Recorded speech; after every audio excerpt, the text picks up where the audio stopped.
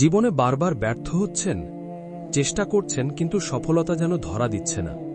হতাশা, অভাব, মানসিক অশান্তি আর দুঃখ কি আপনাকে ঘিরে রেখেছে?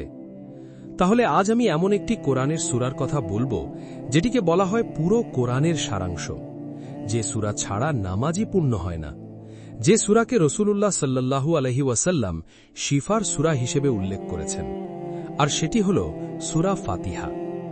অনেক আলেম বলেন, ইখলাস আর পূর্ণ বিশ্বাসের সাথে সূরা ফাতিহা পড়ে আল্লাহর কাছে চাইলে আল্লাহ বান্দার কঠিন অবস্থাও সহজ করে দেন।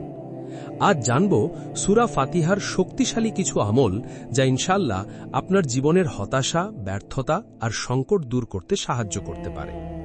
প্রথম আমল, প্রথমে অজু করে নিন। একটি নিরিবিলি জায়গায় বসুন। শুরুতে 3 থেকে 11 বার দুরূদ শরীফ পড়ুন, আল্লাহুম্মা সাল্লি আলা মুহাম্মাদিন ওয়া আলা আলি মুহাম্মাদ।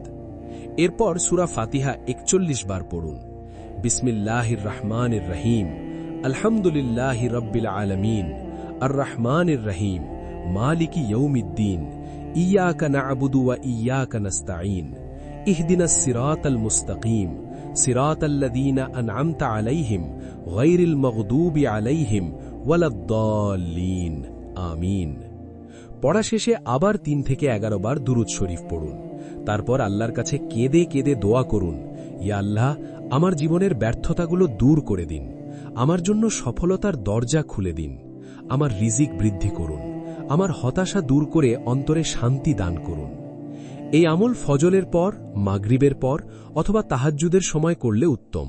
7 দিন, 11 দিন, 21 দিন বা 41 দিন নিয়মিত করতে পারেন।